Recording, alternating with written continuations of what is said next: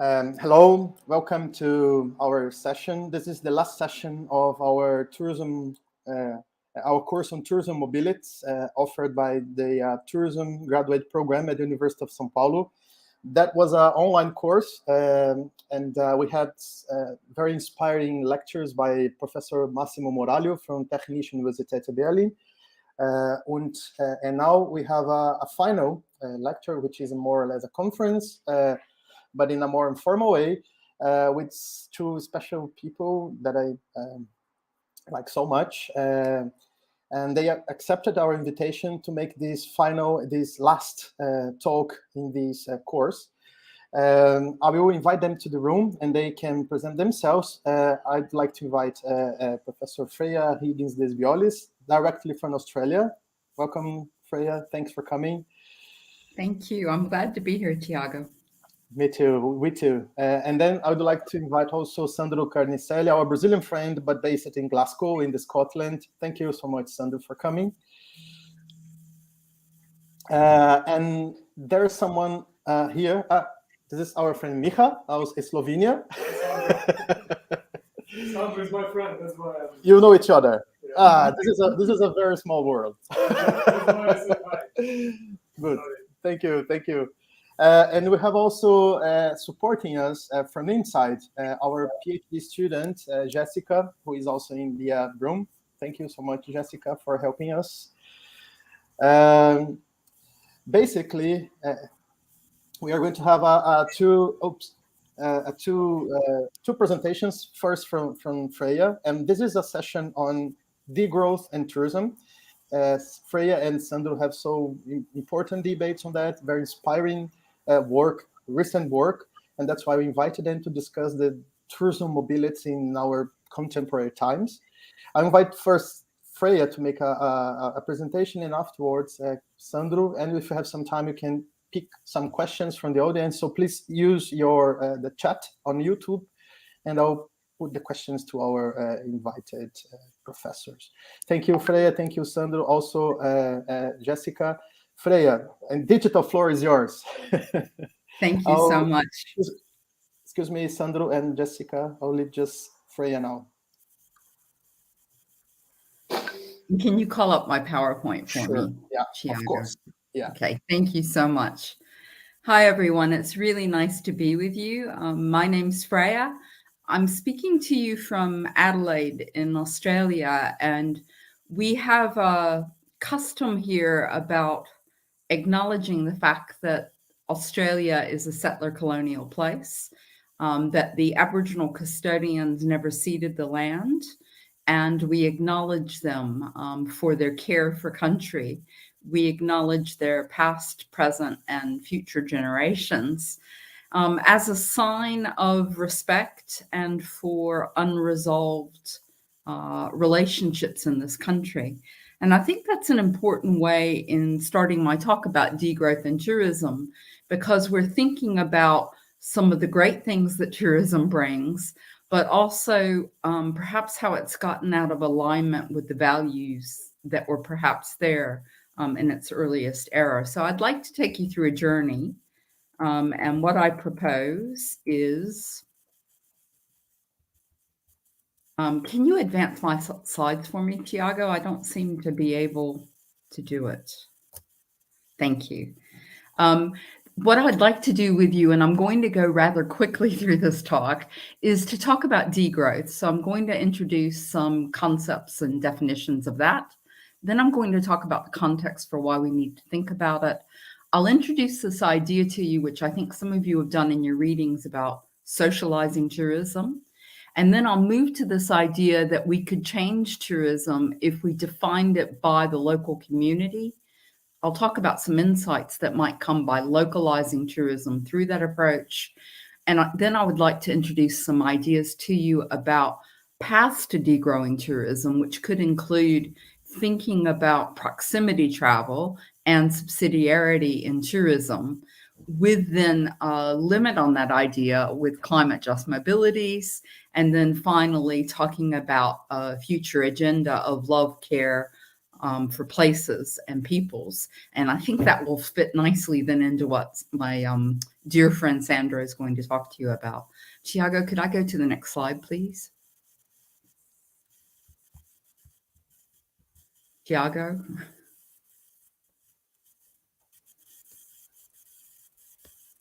There we go. I've got control of it. Thank you. So in thinking about degrowth, the definitions are important. And so we've got one of the main thinkers in degrowth thinking, Serge Latouche, saying we must abandon the goal of exponential growth. That is a goal that is promoted by nothing other than the quest for profits on the part of the owners of capital. And it has disastrous implications for the environment and therefore for all of humanity. So it's this idea, it's not necessarily no growth at all, but it's this idea that our economies are built on around the world, that governments and industries promote of continuous exponential growth. But it's also a positive agenda, as Schneider and his co-authors say, equitable downscaling of production and consumption that increases human well-being and enhances ecological conditions at the global and the local level. So it's this idea too that as we degrow, perhaps we'll work less, which then leads to more enjoyable lives. So some talk about degrowth as being suffering and negativity, but there's actually a great deal of positivity to it, because it would mean an entire change in the lifestyles that we've been used to living, which have been high-pressured, competitive, and difficult.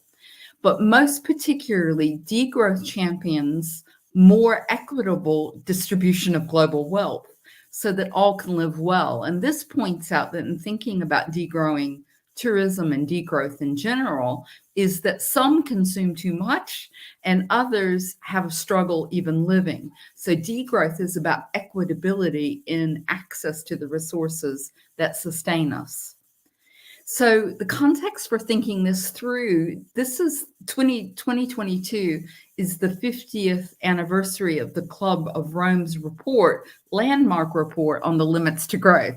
So we've known for a very long time that our consumptive lifestyles through capitalism come up against the natural limits of a finite environment. Hickel and colleagues very recently offered a fair shares assessment, which looked back over several decades and found that the overwhelming responsibility for the problems that we're in belong to the high-income countries. And therefore, those wealthy countries who have consumed more to become wealthy owe an ecological debt to the rest of the world. And so the approach that we must approach is degrowth or post-growth approaches. And then finally, in the IPCC reports talking about planetary boundaries, Stefan and his colleagues have looked at, I think it's 9 categories of planetary boundaries that humans are up against, and we're exceeding the planetary boundaries. We're awaiting his new report coming out soon. So now I'm going to move into tourism and about what this means for tourism. Before the COVID pandemic, we were talking about overtourism and the difficulties that were happening in places around the world, about injustices and unsustainability in tourism, with overtourism being one of the clearest signs of that. So this photograph that's here is from the protests that happened in Key West, Florida, where the local community has been opposing from just before the pandemic the big cruise ships that call in on Key West when they're going from the coastline of Florida into the Caribbean. And they're angry about particularly the environmental impacts on that beautiful marine environment, but also the social and the economic impacts are also negative for the community. So overtourism is a symptom of the problem. And in my view, the real problem is power and profit making. So the cruise industry is a great example of that it's controlled by the big 3 companies using flags of convenience. And they love to go to places like Key West or Dubrovnik in Europe or Venice because that's how they make their profits. But it's not necessarily to the benefit of the local community and the local ecology. So it's in that context that I thought about this idea of socializing tourism. And I'll just say something about this image because I chose it intentionally. This is in Adelaide and it's at a festival. And this is a Garner opening to the Adelaide Fringe Festival, I think in 2017, if I remember correctly. And to me, this is an idea of socializing. It's a free event in the festival. And the Garner performers and artists were asked to open the event. And through these images, what you're seeing are their iconic totem animals.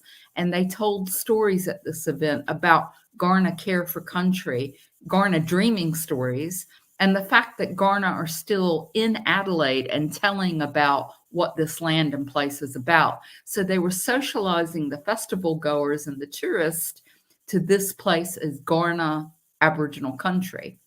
Now, what do I mean by that term, socializing tourism? It is to make tourism responsive and answerable to the society in which it occurs. The tourism industry calls that a destination, but it's actually the local people's home. This socializing tourism involves putting tourism in its proper place at the service of local communities. And then that takes me to this idea that's part of socializing tourism, and that is defining tourism by the local community. Traditionally, we've defined tourism by the tourism industry, which generates the products and the services to meet the demands of the tourist, who are the consumers, and we're concerned about their motivations, about what they want to enjoy on their holidays. That's always been the conventional definition, or those two sides of the product delivery and the consumption, the demand of the tourist. And I think part of the problems of over-tourism and the overwhelming of places is because those two entities' needs are at the forefront, but the local community is sidelined. If anything, if they're noticed at all, they're a stakeholder, one stakeholder among many. So I, together with Sandro and other colleagues, promoted this idea of centering the local community, defining tourism by the local community. So that is described as a process of local communities inviting, receiving, and hosting visitors in their local community for limited time durations with the intention of receiving benefits from those visits of the tourist. And that would change the relationships with the other entities in tourism, the other stakeholders, as this model shows. So tourists would be required to be understood as guests in the destinations or the local communities, not demanding customers. The government would need to respect the rights of communities to be involved in decision-making and understand their needs and their rights to benefit. Tourism businesses would need to seek a social license to operate. So, for instance, with those cruises, the Key West community that is opposing those visits, they're called Safer Cleaner Ships Committee, says that those cruise ships don't have a social license to operate in their community. And then the final key stakeholder is what we call destination marketing organizations or destination management organizations. They need to go back to what they were originally, which was public servants serving the public good, rather than just marketers and public relations people. So we see that that transforms the whole system. And then the next piece in this puzzle that I'm presenting to you is, if we define tourism by the local community, what do we mean by that? And in this writing with Bobby Bigby, we've said local communities more than just local people. It is the local people, the facets of those people living in that place, but it's also the local ecology. And by that, we mean the inanimate environment, all the other creatures, all the other beings that pertain to place, so that we respect local ecologies. And then the next step is also thinking future generations, because what we do also impacts the future generations coming. If we do this, then it changes how we act in tourism. So we'd have to ensure that local communities benefit from tourism to their local places. The local community would have to have a right for decision-making and key decision-making and actually active involvement. Also, importantly, after COVID, we could see this idea that the local community has a right to say no to tourism. That rarely happens, but with COVID, it did happen more.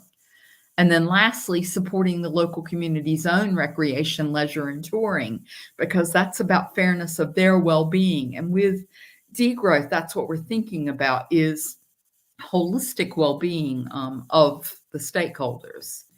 And we can see this in action, for instance, in a great book. If you haven't had a chance to read this book, I recommend it. It's a decolonial guide to Hawaii.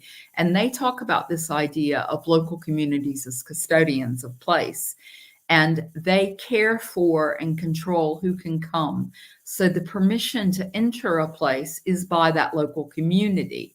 It demands of visitors then a change in their behaviors and their perspectives and openness to the encounters, and to be open to be influenced to the authority, the knowledge, and the love and care, or in the case of Indigenous owners, the Indigenous laws of place, because laws come from place. And then the visitor would need to be open to being changed by the journey. So you can see that we're talking about a different way of acting at the interface in your mobilities through tourism. Operationalizing this concept of socializing tourism, I see as a three-step process. We redefine tourism by the local community.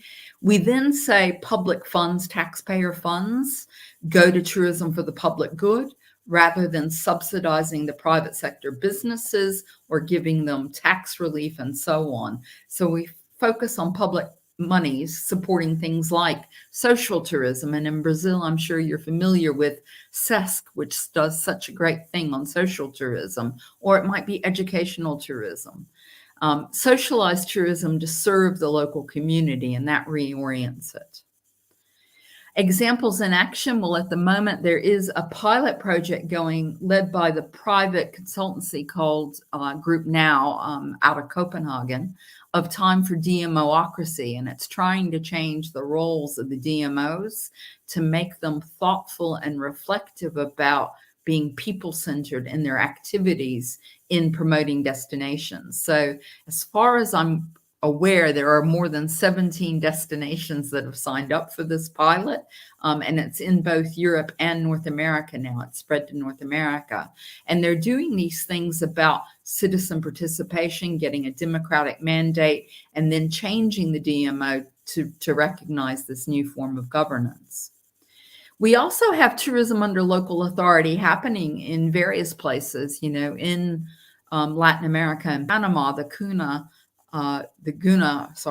Yala of Panama, with the statute on tourism in 1996, said that the only kind of tourism happening in their comarca would be those that are controlled and owned and benefited by the local Guna people. So that's a great example.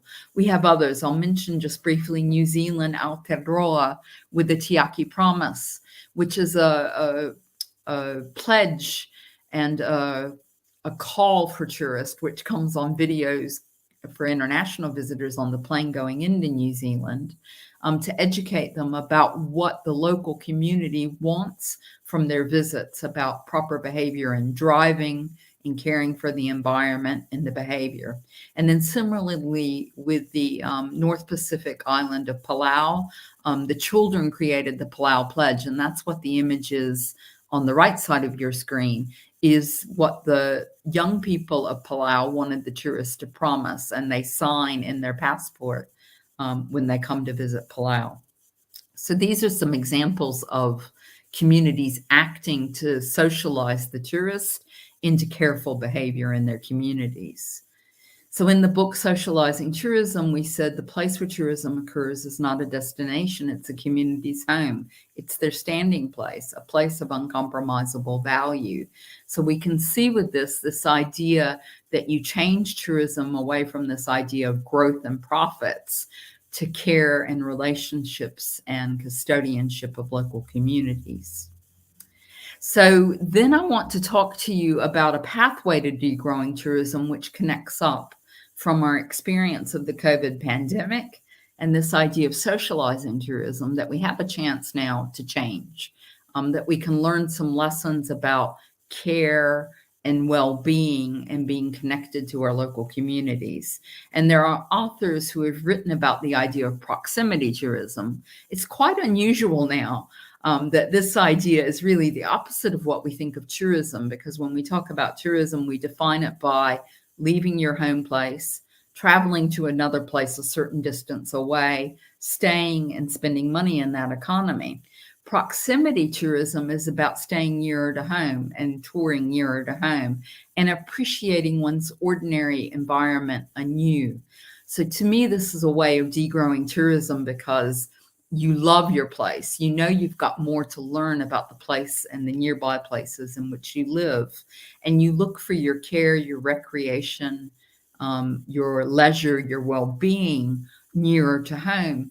And in the pandemic, we saw a sense of solidarity in this, that as restaurants and cafes, hotels struggled because of lockdowns, government authorities and community authorities asked for people to spend money in their local economy as a sign of solidarity. So that idea of solidarity we could take into the future with this idea of commitment to our local restaurants, cafes, tour guides, and so on.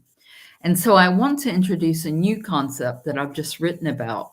And this takes the idea of subsidiarity in politics and it applies it to tourism. Subsidiarity in politics means that you make governing decisions at the lowest level possible, rather than at a high up bureaucratic level, so that decision making stays closer to the local community. So in taking that principle and applying it to tourism, what I mean by that, subsidiarity in tourism, it's a prioritization of narrower travel circuits in the interest of reducing tourism's contribution to climate change, as well as creating local thriving through this more localized form of tourism. This principle would press tourists to travel most frequently to places nearer or at home, and then less frequently to further distant places like international travel and travel within their regions.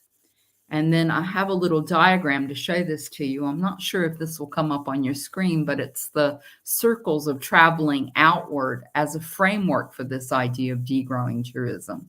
So local touring and recreation is the basis of the most enjoyment. Then domestic travels in country, hopefully not using aviation. And in France now has outlawed aviation within the country if there's train travel that can go in between French cities. The next step up is regionalism, so touring neighboring countries.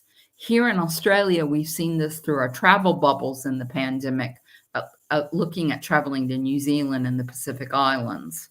And then the last level of travel would be international travel. And there I look to the justifications. For instance, I would say young people traveling for their education and experience would be allowed. Diaspora travel, which refers to people going back to their home countries, maybe Sandro going back to Brazil from Glasgow. Visiting friends and relatives is prioritized, and then other rationalized travel internationally. But this would be much less frequently within this idea of subsidiarity in tourism. And then we need this principle, and I think maybe you've probably talked about this in your course, climate just mobility, because of course, our world is highly unequal, and the situation of the climate crisis that we're in, as the work of Hickel explained that I referred to earlier, is the developed, richer countries are much more responsible for the problems that we're in. So in applying the principle of subsidiarity in travel, we would need to allow fairness to the global south, to the countries of the developing world, and to youth who are less responsible for the crisis that we're in. And so the ability to move needs to be just. This is introducing a new idea. Maybe it's been in your studies, but we are going to have climate environmental refugees, and their rights to travel are essential, whereas tourism travel and tourism consumption of mobility is non-essential. So in thinking about climate just mobility and this idea of rights to travel, we need fairness and equity within these decisions. Now, in talking about degrowth and tourism, I should say to you, there is a disagreement.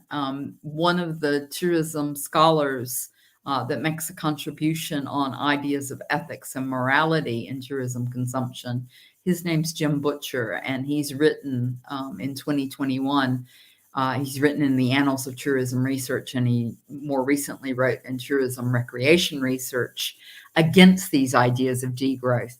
He says that people like me that promote degrowth in tourism are actually going to make the developing world poorer because they need tourists because of their economies being dependent upon it. So he says we need more tourism, we need more growth, we need more money coming into the developing world economies. And then he also says that it limits the liberty of leisure and travel for those that are able to do it. And that's restricting freedom. He says it's a narrow outlook. And his belief is that technology and economic resources will solve the issues of the environmental problems that we face. So you do need to be aware there's a counter argument to what I'm presenting to you. And you can read Jim Butcher as one of the most recent opponents to the idea of degrowth. So the last thing that I want to say to you, this is an image of Atlanta in thinking about global warming. And, you know, at the moment we have a really frightening heat. I think it's a heat dome, perhaps would be the word for it, over the Indian subcontinent, with the temperatures in Delhi going up to nearly 50 degrees and people finding it very hard to survive. It's been a very long time that they've been experiencing those high heats. So this image concentrates our minds. We've got floods and fires here in Australia. We've had that horrible heat dome that hit in the Canadian West, and so on. You know, all of us are seeing these impacts. One of the thinkers about climate change, Charles Einstein, said, if everyone focused their love, care, and commitment to protecting and regenerating their local places, while then respecting the local places of others, a side effect of that would be a resolution to the climate crisis. So I think that's a profound statement about what we're doing, what our choices are, and how our tourism mobility and tourism consumption influences the world that we create for the future. And I'm particularly thoughtful of future generations and the world that we're leaving to them. I've gone very quickly through some big ideas, but I hope that that's been interesting. That's what I wanted to present to you today. So thank you very much. Thank you so much, Freya. As usual, we are so inspiring and clear on your ideas. Hopefully the audience will place some questions and then we can have a quick debate afterwards. Now I'll invite Sandro, and excuse me, Freya, I'll put Sandro on the screen then. Welcome, Sandro. It's weird to speak in English with a Brazilian peer, but this is the way we are doing here. Welcome again, Sandro. The digital floor is yours. I'll just open your presentation and I'll leave. Thanks. Thank you. Thanks, Thiago, for inviting me. And obviously always lovely to listen to Freya and kind of share the floor, even if it's a virtual floor, with her. And today I'm going to try to move a little bit forward with what Freya left, and she was very kind enough to hint to the ideas of care and future generations, and the importance of care and future generations. So I'm going to try to explore a little bit of the ideas that I have been developing recently, and how they are actually related to the idea of degrowth and socializing tourism. And the first thing for me is to point out, like, where do I stand as a Brazilian coming from the global south, but still as a man, as a white man, as a privileged man, and I think is important for us to acknowledge that. But what I try to always to stand on the shoulders of the giants, the people who are really transforming tourism, and these people for me are all women. So Freya, Suzanne, Ana Maria Munar, Regina, and Donna are some of my favorite people, are some of the most inspiring people I have, and I had the chance to meet and work with. At the same time, my work is all about love, and the love is to work with the people that next to me that share the same ideas, and in that sense, the recent work that we've done with Freya, but also my extensive now work that I do with Carla, and my more recent work that I'm doing with Antonia is important because it's with the people I love and they share the same views of the world. And in that sense, for me, sharing with those people is sharing, learning critical reflexivity and action. And at this stage, there are three major crises. We have an environmental crisis, a humanitarian crisis, but also an educational crisis. And we see that very evident in countries like Brazil nowadays, but also in other parts of the world as well. So it's not something that is limited to Brazil, the educational crisis. And in that sense, a lot of my recent work has focused on aspects such as critical pedagogy, but also the feminist ethics of care, and in more recent year, in the last year or two, focusing on post-colonial and decolonial studies as well. And all that for me is because as an academic, my work is on education, but what I also try to do is trying to influence policy and also activism. And I think all these things should be going hand in hand. So the COVID came and really changed the world. And the question that it raised to me is like, actually, what is essential? Because here we had the talk about, only essential workers could leave their houses, only essential activities could be done, only essential mobilities. So there was something about what is actually essential in our lives. So we talked about workers, activities, mobilities, and I think this is kind of a narrative of essential, was a narrative that was present in most of the countries in the world when they were reflecting about COVID. But my question is like, so is that tourism actually essential? And that's something the first time probably I start to question the essentiality of tourism. And if you look to the essential workers, for example, that the UK government had as a list, none of them are really tourism related. So tourism was never seen during the pandemic, during the major part of the pandemic in the last 2 years as an essential activity. So the pandemic was a fluid situation, right? So we had variable levels of infection going up and down during the year, depending on the seasons and so on. We had different results from lockdowns. We had obviously pre and post vaccination that was really changed the scenarios. And they had lots of pressure from sectors that were suffering a huge economic impact, such as the hospitality and tourism, to reopen the borders, reopen the restaurants, and reopen the experience economy, and so on. And obviously, the summer of 2020, if you may remember, well, I'm talking about European summer, so that was June, July 2020. It was a big test for the UK government and for the European government, as it was their first attempt to reopen the borders. And what we saw when they did that was a spike in circulation of virus, and actually like the deterioration of the whole pandemic situation because of opening the borders. So it was a very, very fluid situation. And again, what I was questioning myself is like, okay, do we actually need to travel? And that was like, if you think about the pandemic started around February, March in Europe, 2020. So it was like maybe, the first 6 months of the pandemic. Now you think about, almost 2.5 years into the pandemic, and hopefully going towards the end of it. But there was that sense of like desperation to, I want to go back to normal. I want to go back to travel. I want to go back to travel. And a lot of this, it was done even with some kind of sense of humor during the pandemic about, always having those messages regarding to travel that were shared across. And again, the interesting thing about this one here on the left is that the fact that, as Freya mentioned, we kind of rediscovered our gardens and the possibilities of our garden becoming a place for visiting and sharing. And obviously, again, talking about privilege, it is about the privilege of having a garden that we saw here in Europe, but we saw in other parts of the world about obviously, when you were locked down in a flat without a garden and so on, things are much harder than obviously people with privilege. We have a garden to explore, even if they are fluffy animals like those ones. And again, is that kind of the pandemic brought us some kind of a solution or a sad solution for the issues with over tourism?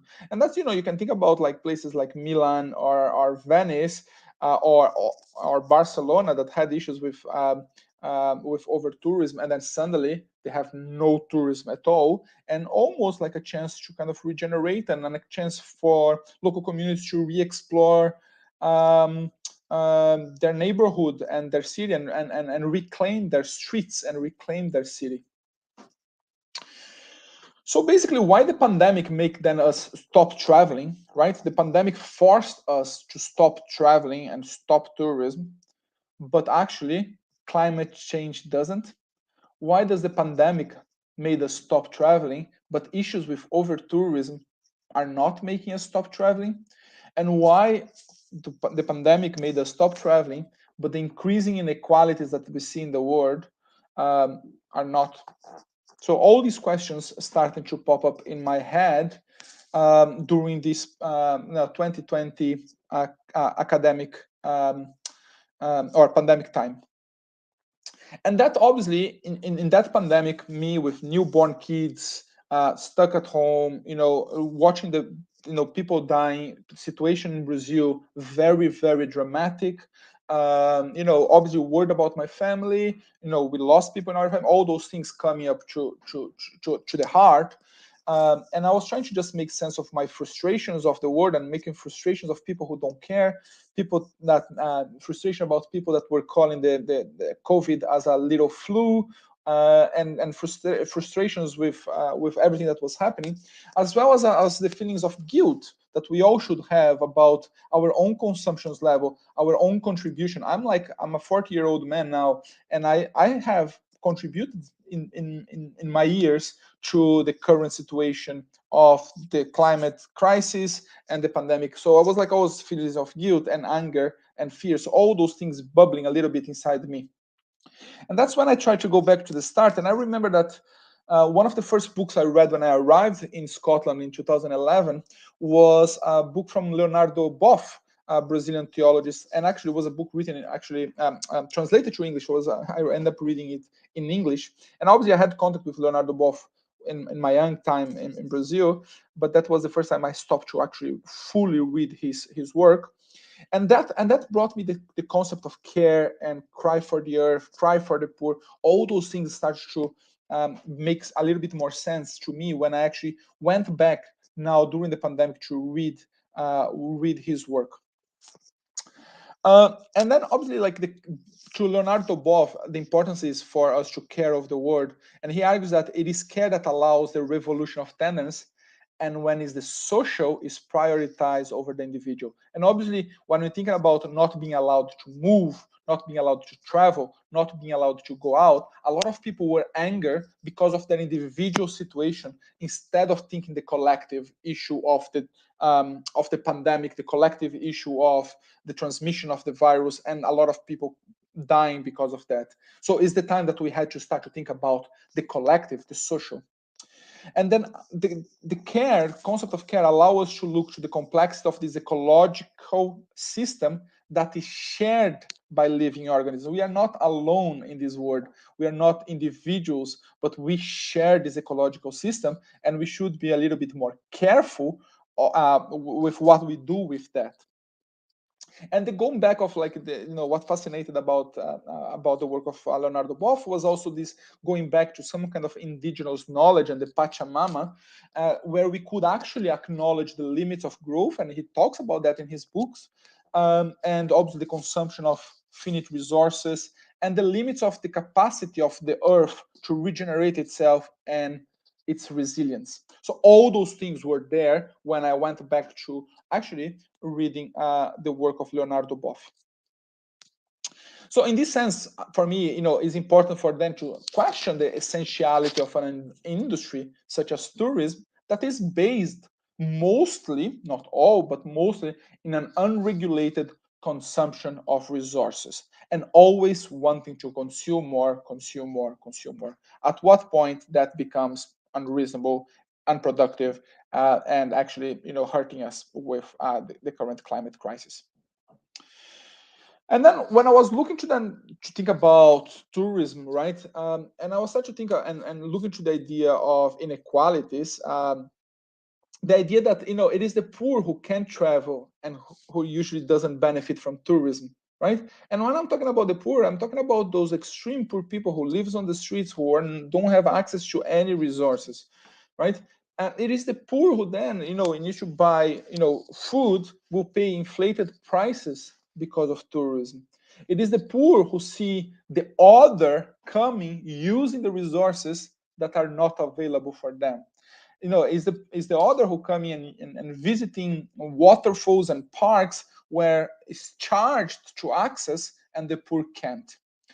And so it is from the standpoint of the poor and in getting involved with their struggles that we can start to observe how the current society is exclusionary and oppressive, and actually tourism becomes part of that exclusion and oppression. So in trying to understanding the struggles of the oppressed by the tourism, then again, we should re-question its essentiality. Do we still need tourism? And obviously, I think we all, tourism academics, a lot of people think about I'm anti-tourism. That's not the reason, but it is important for us to question those ideas of certainty that are these certain ideas that we have. And I remember that Freya, I think Freya was started to organize the socializing book, Tourism. And she sent me an email saying, look, Sandro, I'd like you to contribute to that. I'm writing this book and, following the paper that we published and, thinking about you to give us a contribution. And it was exactly the time that I was actually reading about care. And I was like, wow, I would love to write about the concept of care and how the concept of care could be linked to the concept of socializing tourism. And then, if you see my work, I work a lot with Carla Bullock, who's based in the University of Waterloo in Canada. We are like really good friends and academic partners. And speaking to Carla, like, look, Freya wants us to write a book, a chapter for her book, and I'm working with the theory of care, and then we start to develop the concept of care to socialize tourism, and we start to engage not only with the ideas of Leonardo Boff, but then we went really into the idea of ethics of care and feminist ethics of care, look into the work of people like Carol Gilligan, Joan Tronto, and Virginia Held that were quite inspiring us to understand the role care and ethics of care could have for tourism. So in that sense, we know without care, the human being would become inhuman. So care makes us human. And for me and Carla, when we wrote the chapter, we developed the idea that to develop a caring capacity that to socialize tourism is to advocate for the improvement of the well-being of communities, the reduction of ecological degradation, and the empowerment of marginalized groups and oppressed groups.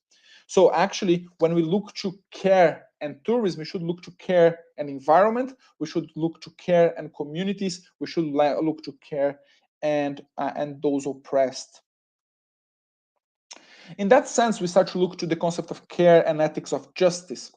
And some people may try to create dualities between care and justice. And I think Virginia Held brings a good point, which shows the differences, but they're not antagonists. They're not one or the other. So ethics of justice focus on fairness, equality, individual rights. Ethics of care focus on attentiveness, trust, responsive to needs, narrative, nuance, and cultivating caring relations.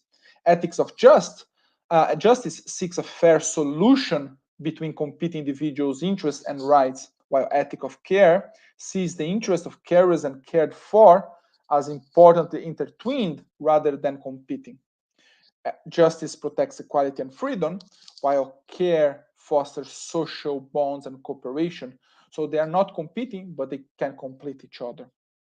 So we have ethics of justice, we have ethics of care, and then we also have environmental ethics.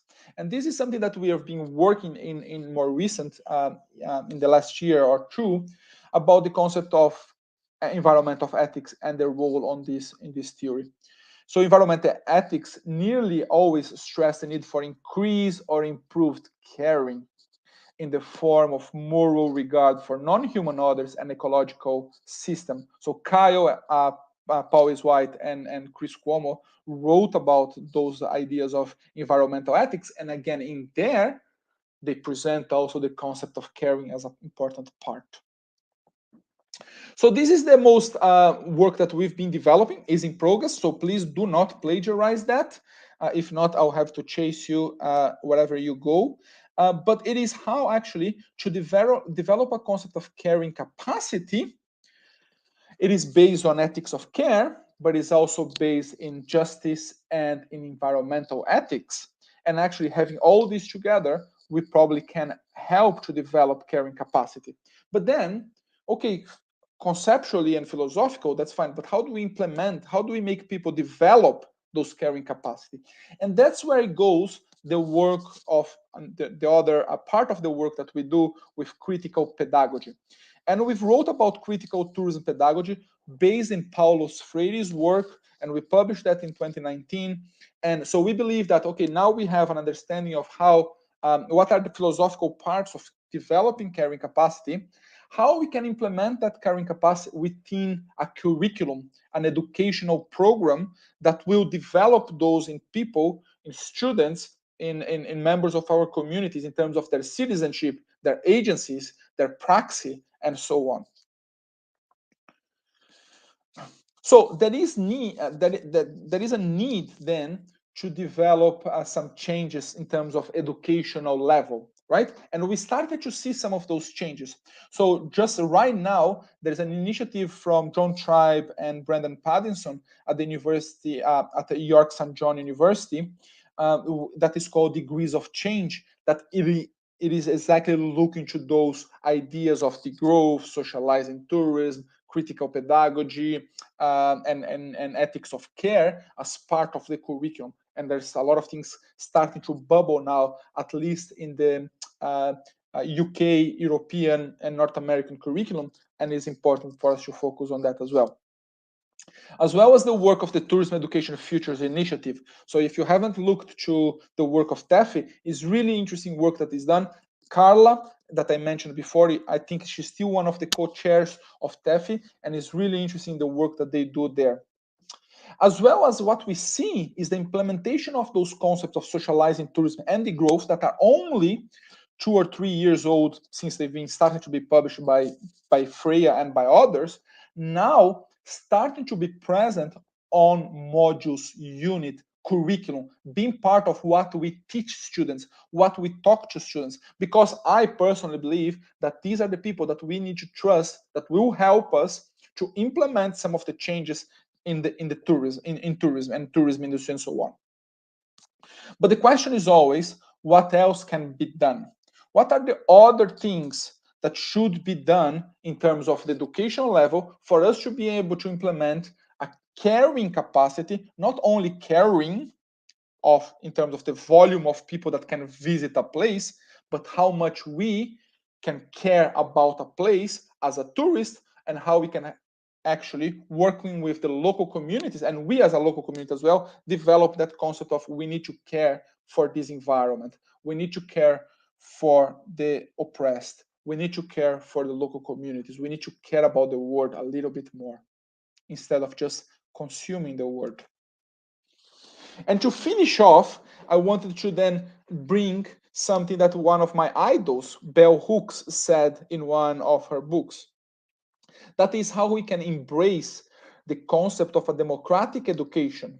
We see teaching and learning as taking place constantly. We are constantly learning. We are constantly teaching. And in that development, we share the knowledge gleaned in classrooms beyond those settings, thereby working to challenge the construction of certain forms of knowledge as always and only available to the elite. So how we can actually change knowledge understanding, how we can challenge forms of knowledge in order to make tourism education, in order to make tourism a more caring environment for people. So thank you so much, and I hope that was quick enough, Thiago, for us to allow some questions and some debate. Thank you so much, Sandro. I'll bring Freya back. The trick with the carry and care is really interesting and wise indeed. Thank you also, Freya, for your first presentation. The time limit is perfect. Thank you, guys. I guess we have some questions. I'll put in the screen. Let me see if I can do it properly. Well, I can do it. It's from Breno, a very good colleague. I guess you can read it, but anyway, I guess he's starting from your last question, Sandro. How can we change tourism without changing all the other aspects of the modern or contemporary life? This is a question for you both, so you choose who starts. Sandro, you please go first. It's difficult, is it not? I think there is something that is, again, I always think about my practice and the things that I can change. And one of the things that I can change, it is education, but one of the things I can change is through my activism and through influence policy. So, yes, you're right. There's a lot of things we need to change. And that mostly at this stage, my biggest concern is the levels of consumption that we have, right? We really need to tackle how much natural resources we consume. And that is oil, but it is basically wood, it is meat, it is everything. So how do we change consumption is a big thing. And ways for me to try to contribute to that is not only through my individual practices, but also trying to have those debates at policy level with policymakers, with students, with industry, and actually have that voice to try to tackle those things and making people more aware. And I think we need to be fair. I think we have seen some movement towards, changing the way we consume things. I'm not sure if it's fast enough for us to avoid a completely climate, disaster. But we have seen some changes on that. It's always I say, I personally don't believe that changing every car to electric car is the solution, because for doing electric cars, you still need lithium. You need to still extraction of lithium. You still need products to make more. So it's not actually changing from one type of car to the other. It's about reducing the number of cars. Freya. Thank you, Sandro. I'm going to be radical. I've been listening to climate scientists. I'm a complete Twitter fanatic and following Peter Kalmu, who is an American based in Colorado, climate scientist who was part of the scientist rebellion recently, the scientists getting arrested. And I'm coming to the conclusion that we have to do away with capitalism.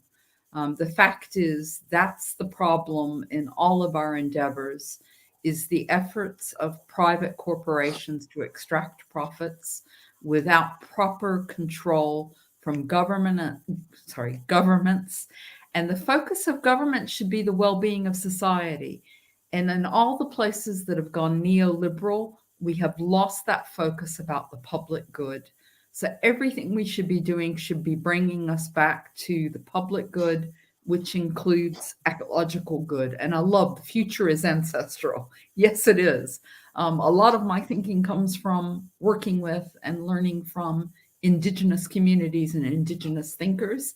And I do believe that that's where the thinking comes about living with respect to other entities so that they can thrive and survive, but also with the idea of respect to past generations and respect to future generations. These are the visions that we need. Aboriginal people here in Australia are considered the oldest living cultures in the world, and they have lived sustainably until invasion and colonization in what are difficult environments and difficult terrains. And they've done so with love and law and capacities that we could learn from. So yes, we need to degrow everything. We may need to be thinking about depopulation. But then that brings us back to this issue of justice. Everything we do needs to think about justice, because the consumption rates of the rich are at the expense of the people who do not have enough food to survive. The Ukraine crisis is going to lead to widespread famine, and we're on the sharp end of the crises that we're going to face. And so we do need to distinguish whose consumption, under what conditions, and who needs to reduce. So I really recommend that writing by Hickel, which was in my reference list, about his fair shares assessment. That idea of justice and fairness is really important. When you speak, I remember one of the Ailton Krenac's books, one of the last books he wrote. I'm not sure if I can properly translate it, but it's something like the life is not useful. He's in a way making a criticism against the utilitarianism of life. And Ailton Krenak was recently awarded, was given honoris causa title from the University of Brasilia, I guess 1 or 2 weeks ago. And he's a very strong and important and growing voice in Brazil about the same topics we are discussing here. And his voice comes from the ancestral. His voice comes from the original people that were here ages ago, before the settlements. I was thinking in a question. Actually, there's one more question about tourism, but before, I wanted to reflect upon one of the issues that comes from mobilities studies. One of the points that scholars on mobilities since the early 2000s are pointing is that tourism mobilities, or tourism, is not so detached, is not so separated from other mobilities.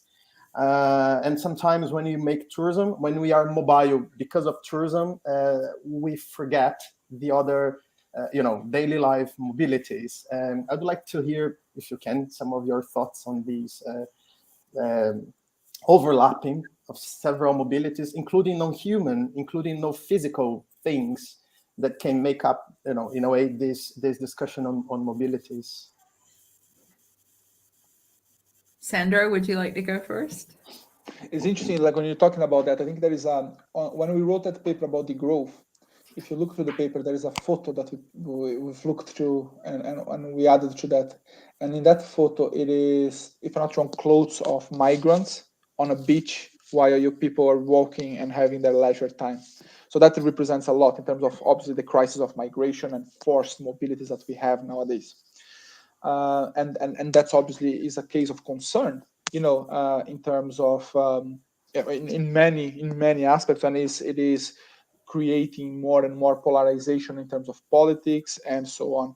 So yeah, I think that the idea of mobility is, but as you said, there is the idea of also just transition, right? And what is the just transition means in terms of mobility as well, in terms of access to resources, access to security and safeness, access to food, access to water, all these other accesses that we're going to see more and more needed, that will cause mass migration, mass mobility, and things like that. So when you and that's a lot of people, and that's, I keep saying, and I was in a conference last week, and they're talking, and there's a lot of people in Europe talking about the dangers of climate change for coastal communities as something for the future. It is something as, it's going to happen to Venice. And actually it's not. It's something that is happening right now, but is not Eurocentric, right? And it's because it's not Eurocentric, this doesn't have the feeling of, they're concerned, but it's not something urgent. And actually it is, because it's happening now to millions of people in the coast, including in parts of Brazil. If you really think about some of the coastal communities in Brazil, they are also suffering for problems of climate change right now. And again, in problem of climate change is not necessarily only floods of water covering islands.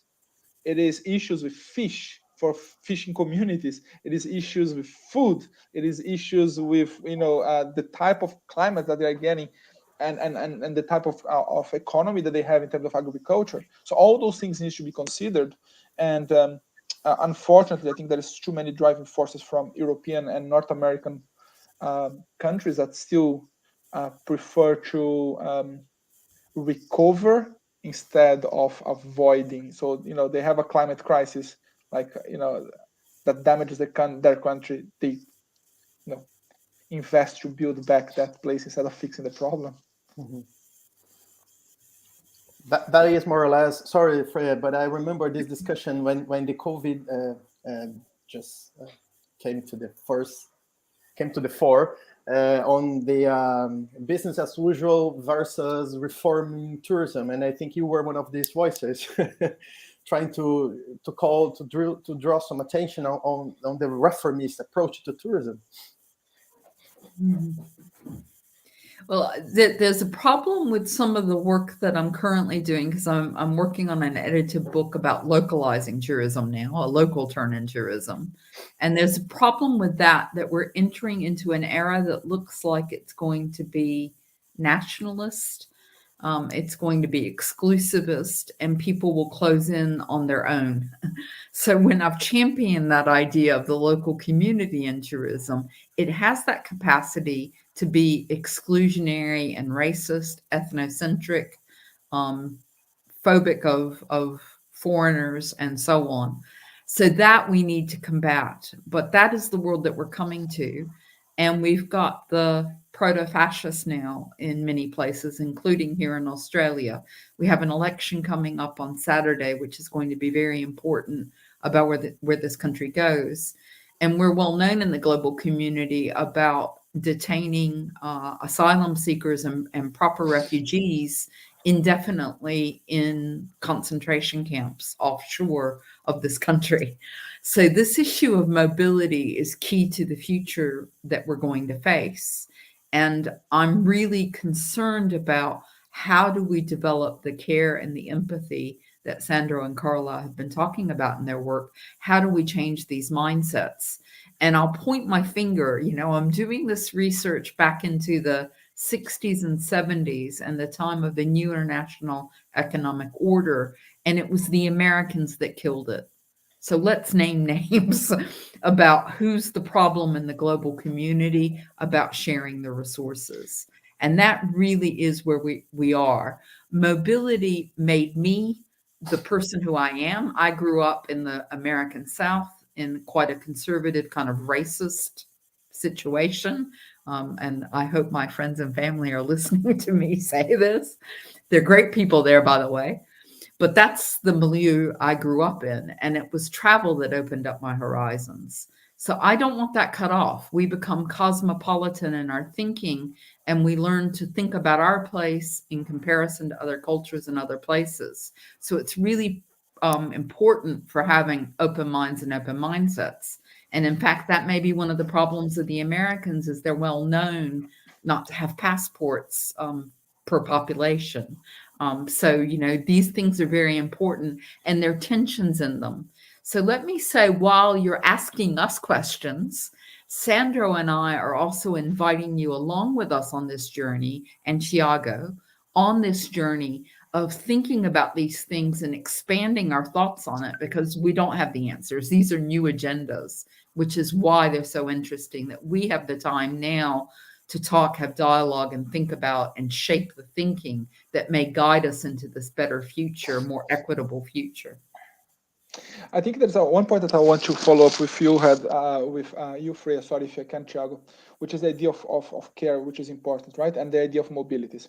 So if you get your bike, Thiago, and I know you use your bike up and down, and you're on the street and there are potholes in the street, or there are too many obstacles, and you get annoyed by that because there's obstacles on your way on your biking, right? One of the things that, for example, it's always in my mind, and when I take students to visit their own city, because a lot of my students don't know Glasgow, and when I take them to walk around the city, is to not see homeless people as obstacles. Because when you start in your mobility to dehumanize the other, when they are only on your way, that shows that we can lose faith on humanity, right? And that should be the same when we are a tourist or any type of mobility.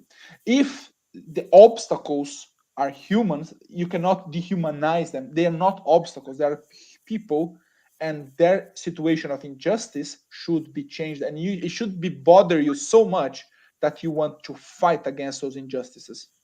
The problem now, and going back to the idea of capitalism, is that we became desensitized to situations of injustice. We became desensitized to ideas of inequalities and oppression, right? And it should deeply bother us, right, in terms of the way we move, right? And I think that's an important thing for us to always keep in mind. Thank you, Sandro and Freya. We have some more comments and questions. Can I keep bringing them for a while? Sure. There's a question coming back more specifically to tourism issues from Breno again. This is particularly to Freya. It's about how to think big. I mean, not in a specific context, or even a small village or a small destination, but in big cities, for instance. How to tackle this massive challenge in tourism? That's a wonderful point and question, and I've had students in every session that I do this in bring this up, and I've been thinking about it because of that. If you had just said it to me, Breno, I think I might have been perplexed to go, oh, I live in a city, by the way, where this thinking's coming from, in Adelaide, of only 1 million people. So I know in comparison to Sao Paulo, that's nothing. I don't know what a big city is. So I realized that. Let me say, when we think about cities, this may be something about degrowth that we need to think about, because populations around the world are moving to cities for survival, because survival on land through subsistence has been undone by the capitalist system. So that's a situation we need to be aware of. And cities suck in resources from the surrounding countryside and rural areas. And that may be a layer of injustice. Here in Australia, the disconnect between cities and rural areas is one of the great injustices and problems of this country. So when we think about futures and justice and sustainability, we may have to rethink our commitment to cities. But when we look at, and your question's really great for thinking about tourism and my ideas of localizing, I'd say we all need to watch what Group Now is doing with the DMOcracy project that I mentioned, because they're doing it in these big cities. These big cities, though, are in fact neighborhoods with precincts that get divided, and people live in those local communities. To go into the future and take care of each other, we're going to need to be well embedded and well connected to our communities around us. And again, COVID made that clear, because you weren't traveling across the city to go to your favorite neighborhood with the nice park or whatever it was that was attracting you, because you were within, here in Australia, we had 5-kilometer radius lockdowns in our places. So that gives us a message that we need to be more embedded in our local communities. And then the last answer I'll give to you to that question is, other people brighter than me are thinking about these things. So we're seeing this idea come from sociology thinkers about talking about local cooperatives, local units, local places that are like cells in networks with each other. So they're not isolated and separate. They're in connection and in communications. So I'll recommend the work of a group called Local Futures that has been thinking through some of these things for a longer time than I have, and I've learned from them. But I'd really love your help in working on this and thinking through it. So when we talk about local communities being at the center, it's still in connection and networks and so on. I think that's just following from that. I think that's, and I agree that is a lot of those localized aspects in communities that we have. Now, coming from Brazil and having a bit of the mentality of Brazil, I also know that can be problematic when you think about slums or favelas. Because then you're thinking about, okay, the favelas, only enjoy favelas, don't occupy the spaces of rich people, which can be problematic in that sense of injustice. And that's why we go back to the idea of thinking about justice and about reconstructing a society that it is diversified and so on. For example, one of the things that I always appreciated about Scotland here is that social houses, remember, if anyone from São Paulo, Singapura, there was that time that it was building those Singapura buildings.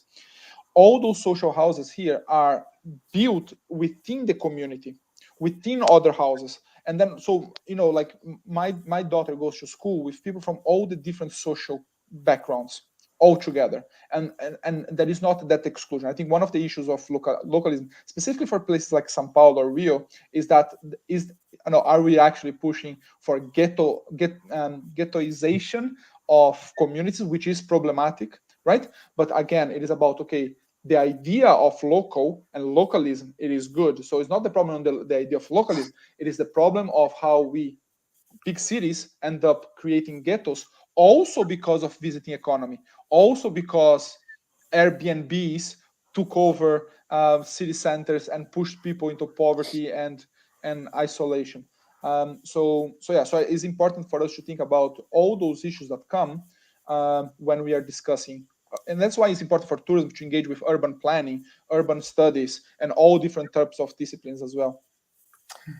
So let's follow this point and bring Nayara's question. She's looking for more transition or degrowth examples, especially from Latin America. Do you have any notice on that? I suppose she's looking for examples in tourism, I guess.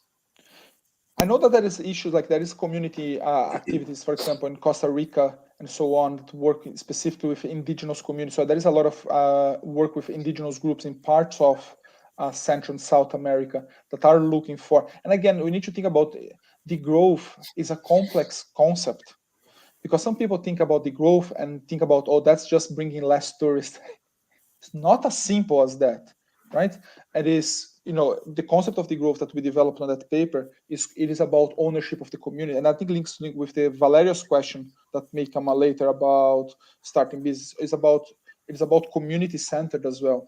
Okay, there are some examples. There are a lot of community-based tourism in Brazil and activities like that are different from European. So one of the issues that we have here in Europe and in Scotland is that there is a lot of places that are owned by multinational corporations that don't benefit the local community enough, because they take all their profit, they put all their profit in fiscal paradises and things like that, where they don't pay enough taxes, and there is nothing left for the community other than low-paid jobs, right?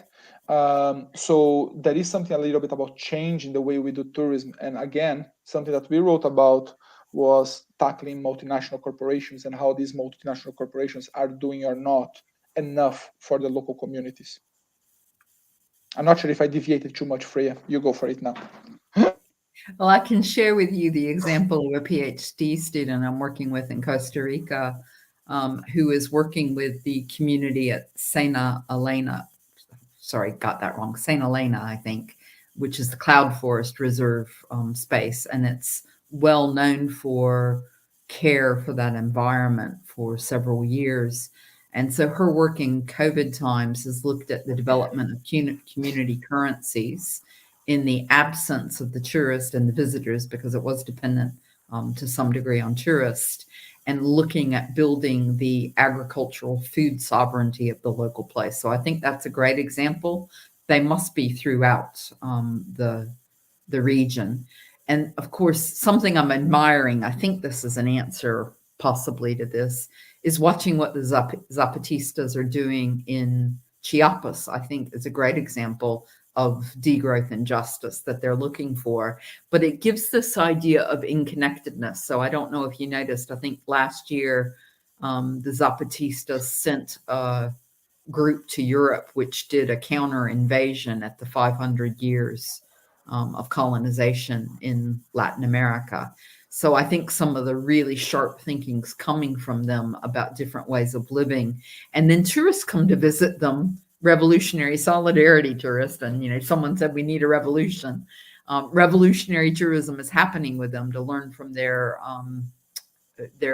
adventures in creating more just and equitable ways of living. So I placed Valerio's question, and I'd like to invite you to make, if you can, some comments on that, and if possible, your final comments, and then we finish it. This is one of the final questions, actually, and then you can add any other comment you like. Both of you, please. Sandro, do you want to go first? Yeah, I'll let you finish because you're the star, really, Freya. So it's good to finish with you. And I think so. One of the issues that I think from coming from Valerio's question is that there is not that type of, we shouldn't see that type of barrier, right? And why is that? Because as I said, local businesses, cooperatives should have the priority of the tourism businesses by policymakers, by governments. They should favor the small, local, social enterprise, community-led cooperatives to be the tour operators, the tourism industry. What happens is, obviously, by bargaining power or by other neoliberal interests, a lot of these local community groups and enterprises, social enterprises, struggle to survive because it's given tax benefits to large companies, or there's no they don't check where if the company pay enough taxes or not. So there's a lot of these other problems that should be tackled at a policy level, at a government level, exactly to allow the small tourism businesses, local community businesses, cooperatives, and SMEs and so on to foster and to flourish. But what we see, and again, I know in Brazil is a little bit different, and I mentioned that to Freya, when you see a lot of pousadas in many locations in the coast of Brazil that are community-led pousadas. That's lovely to see. What we see in other developed countries is that these are slowly disappearing towards ownership of multinational corporations or very rich people with their massive businesses and so on that actually enhances injustice instead of reducing them. I agree with everything Sandro said. I would say the private sector has gotten so many advantages out of neoliberalism, asking for governments to reduce the environmental and social legislation, employment legislation, which governs how they operate, so that they've been able to make profits and also extract value from the commons. This happens when we privatize the beaches for private resorts and so on. All of these things are the injustices. In my view of socializing tourism, one thing that I've said is government funds go to support tourism for the public good. This should be money for things like educational tourism, so that school groups and university groups are funded to experience the learning that travel gives, instead of going to subsidies for private businesses, private sector, to help them in their developments. If they're rich, if they're businesses, they should be able to fund their own businesses. So it's not a scheme of socialism of ending the private sector altogether. It's saying, yes, we'll keep them operating. Yes, they do good things, but public funds go to tourism for the public good and that serves the local community. So in my view, what you're doing is you're taming the private business sector to play its proper role. And then it needs to be answerable to the community in which it's operating. So for instance, you're seeing in the case of the Safer, Cleaner Ships Committee that I mentioned, opposing the mega cruise ships coming into the Florida Keys in the Key West, that is the community opposition. And that form of tourism then shouldn't happen. It should be supported through legislation. The local council, in fact, have supported them. It's the state government, the Florida state government, which may be overriding that community's point of view. But I think that you've asked a great question, because businesses that Sandro are talking about are part of the local community. And so, yes, we need local businesses to thrive. And the very businesses that he was talking about, I'd throw in their informal sectors as well, that the ability for people to informally connect to making money off of tourists needs to be supported and helped in many developing countries. And I'm thinking, for instance, in our neighbor of Indonesia, a lot of what happens for local community to thrive is off the informal sector. But yes, you've asked a very important question. So thank you for that, Valerio. Thank you, Freya. Thank you, Sandro. And I like the way you approach on the topics we've been discussing. And this is much similar to what Mimi Scheller, one of the voices I most like on this discussion on mobility justice. She's also discussing some tourism aspects, mainly in Central and in the islands of Central America. And as you, when she visited us, and I see her saying this every time I watch her talks, is inviting people to come together, inviting people to answer the question they are doing. So I like this, and I thank you so much for bringing your so inspiring comments. So the experiences you had in your academic lives, it doesn't matter if you are in more or less in the beginning of the career, you can be inspirational, Sandro, a lot. And hopefully we can meet digitally or in other situations. Thank you so much. I'd like to thank Jessica, who was with us, and then also to send a special message to the students that attended this course since early March, I guess. And there was no better way to finish this with your voices and your ideas. Thank you so much. See you soon in another situation. Bye-bye. Thank you, Thank everyone. you, Thiago. Lovely to see you, Freya. Thanks, Thiago. Enjoy. Bye-bye. Thank Bye-bye, you. everyone.